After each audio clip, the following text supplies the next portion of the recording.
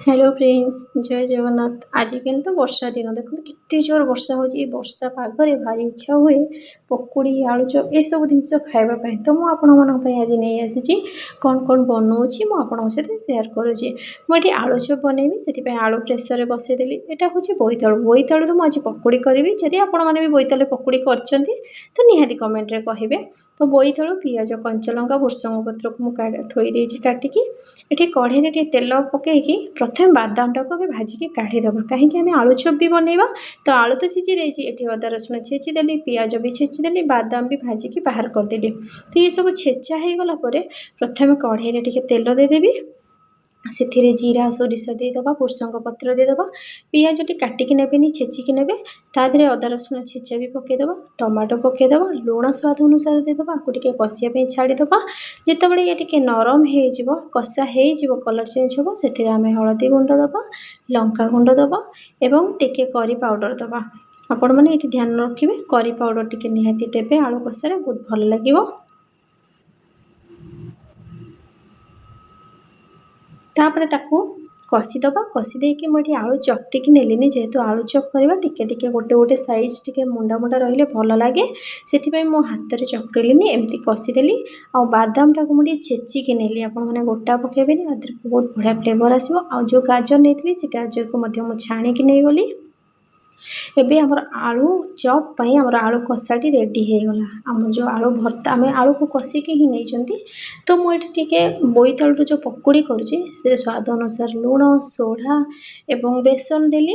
ଆଉ ବୋଇତାଳୁରେ ଯେହେତୁ କରୁଛି, ଏଠି ଆପଣ ପାନମହୁରିକି ଟିକେ ହାତରେ ଦଳି ଦେଇକି ତାକୁ ଗୋଳେଇକି କରିବେ, ବହୁତ ବଢ଼ିଆ ଫ୍ଲେଭର୍ ଆସିବ। ବୋଇତାଳୁ ମିଠା ମିଠାକୁ ପାନମହୁରିର ଫ୍ଲେଭର୍ ମସ୍ତ ଲାଗିବ। ଆମର ହେଉଛି ବୋଇତାଳୁ ପକୁଡ଼ିଟି, ଦେଖନ୍ତୁ ବୋଇତାଳୁ ପକୁଡ଼ି ଆମର ରେଡ଼ି ହେଇଗଲା। ଏମିତି ଛାଣିଦେବେ, ଆପଣ ଟିକେ ପତଲା ପତଲା କରି କାଟିବେ। ଏ ପକୁଡ଼ିଟା ଖାଇବାକୁ ବି ବହୁତ ବଢ଼ିଆ ଲାଗେ।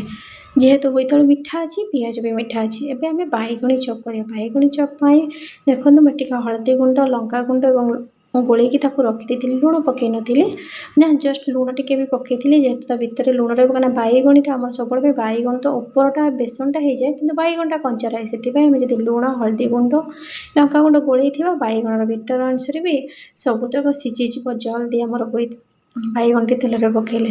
ଦେଖନ୍ତୁ ବାଇଗଣ ଚପ୍ରେ ମୁଁ ଯେଉଁ କରିଥିଲି ବେସନ ଆଣଟା, ସେଥିରେ ସୋଢ଼ା ପକାଇ ନଥିଲି, କାହିଁକିନା ବାଇଗଣ ତେଲ ଟାଣିବ, ସୋଢ଼ା ପକାଇଦେଲେ ସୋଢ଼ା ବି ଅଧିକ ତେଲ ଟାଣିବ।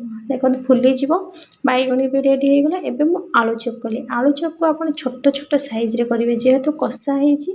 ମାର୍କେଟରେ ବି ଆମର ଏପଟେ ମିଳୁଛି ଛୋଟ ଛୋଟ ଆଳୁ ଚପ୍, ତାକୁ ମୁଁ ଛୋଟ ଛୋଟ କରିକି ବେସନ ଘୋଳ ତ ଆପଣମାନେ ସମସ୍ତେ ଜାଣିଥିବେ। ମୁଁ ଟିକେ ଲୁଣ, ଟିକେ ଲଙ୍କାଗୁଣ୍ଡ, ଟିକେ ହଳଦୀ ଗୁଣ୍ଡ, ଟିକେ ଏଥିରେ ଖାଇବା ସୋଢ଼ା ଟିକେ ଦେଇକି ଆଳୁ ଚପ୍କୁ ମୁଁ ଛାଣିଦେଲି। ଏବେ ଦେଖନ୍ତୁ ଆମର ହେଇଗଲା ତିନିଟା ପ୍ରକାର ଜିନିଷ, ବହୁତ ଜଲ୍ଦି ବି ହେଇଗଲା।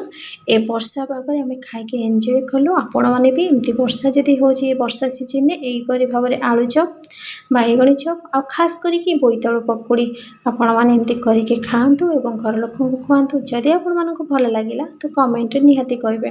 ହଁ, ବୋଇତାଳୁରେ କେବେ ବି ସ୍କିପ୍ କରିବେନି। ବୋଇତାଳୁ ପକୁଡ଼ିରେ ଆମର ପାନମହୁରିଟା ହିଁ ତା ଫ୍ଲେଭର୍ ବଢ଼େଇଥାଏ।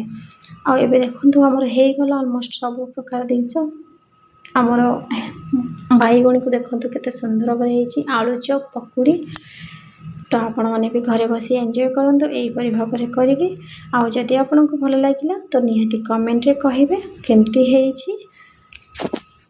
ଆମର ତ ହେଇଗଲା, ଏବେ ଆପଣମାନେ କରି ଖାଆନ୍ତୁ। ଦେଖନ୍ତୁ ବାଇଗଣଟି କେମିତି ସିଝି ଯାଇଛି। ଧନ୍ୟବାଦ।